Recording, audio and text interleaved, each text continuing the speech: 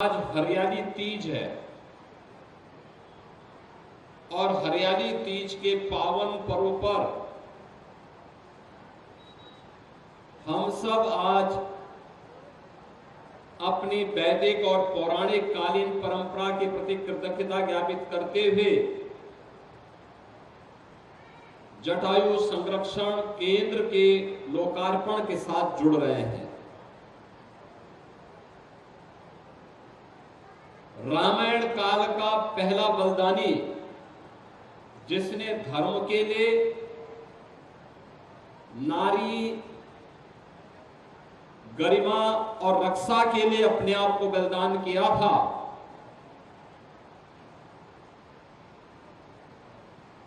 तो वह वीर बलिदानी कोई और नहीं था बल्कि गिद्धराज जटायु थे।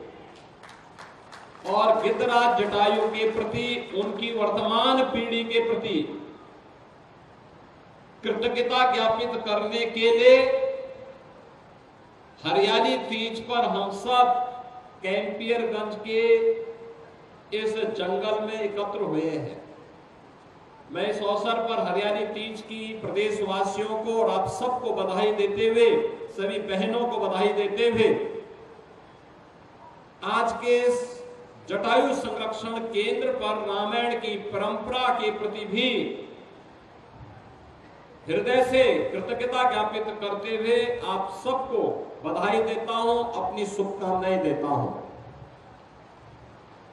बहनों और भाइयों,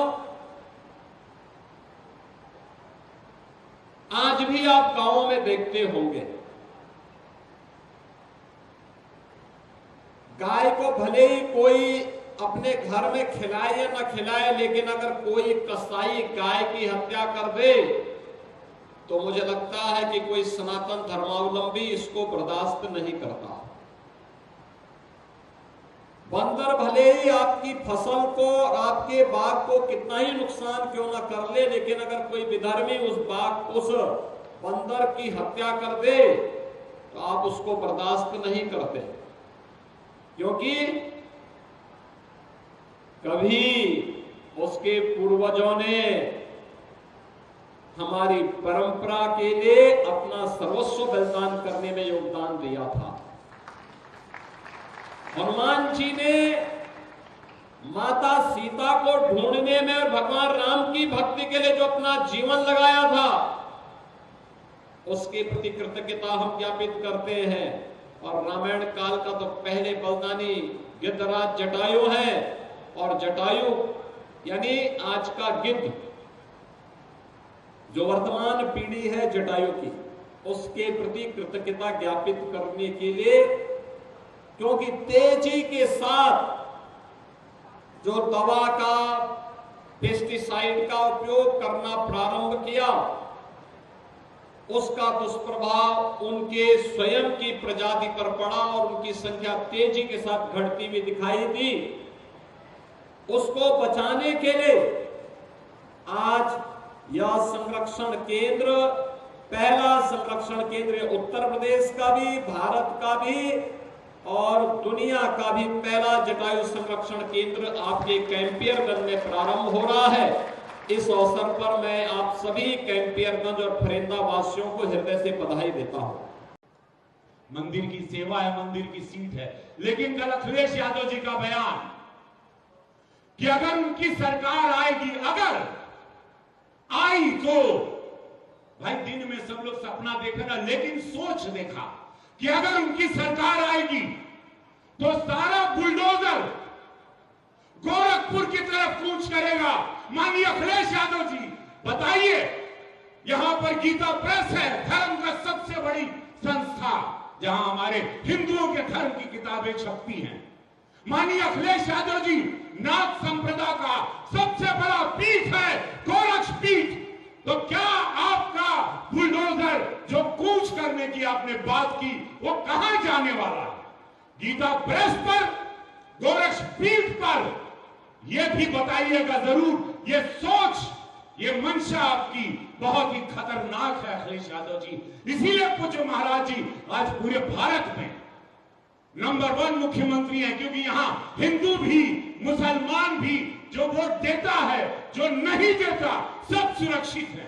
कभी महाराज जी ने नहीं कहा ऐसी बात है। 2 लाख से ज्यादा मुसलमान गोरखपुर में रहते हैं, लेकिन ये सोच आप लोगों के भी सोचे के चाहिए। काम मंशा बा झूठ का जहर फैला के जो लोगों ने कर दिया, वो बार बार नहीं, वो झूठ के हाट के कांडी जो बार बार हंडी ना चढ़ी हो। लेकिन इस सोच के याद रखिया, ये दिल में जरूर रखिया कि काहे ऐसा बयान आई, का सोच बा, कहीं हम लोग चूके तो नहीं, चूकेंगे तो नहीं। और एक बात से हम अपन बात के विराम दे भैया हो, महाराज जी के एक शब्द पूरे देश में आज चर्चा का विषय है। हम तो पूरे देश में भ्रमण करते हैं। अभी हम स्कॉटलैंड में थे, हम लंदन में थे, मैं झंडारोहण करने स्कॉटलैंड गया था। वहां के हिज एक्सेलेंसी, वहां के मेयर साहब, हमको वहां की सरकार ने बोला कि महाराज जी को स्कॉटलैंड में, मेरे पास रिकॉर्डेड है कि इनको हमारे यहाँ भेजिए कुछ दिन के लिए। यही हमारा स्टार डिजर्ट। डन बेटा। बाय द वे, ये देख, तुम्हें शादी के बाद देने वाली थी, पर अभी सही है। It's really beautiful aunty. और ये रिसेप्शन पे। आंटी मैं अभी ट्राई करके आऊँ? भाभी आपने तो इसे बेटी बना लिया, लेकिन ये तो अभी भी आंटी पे अटकी है। फॉर्मेलिटी के लिए तो सब माँ कहते हैं, लेकिन जब ये बोलेगी दिल से बोलेगी। क्या हुआ बेटा, कुछ भूल गई? हाँ, आपको थैंक यू कहना माँ।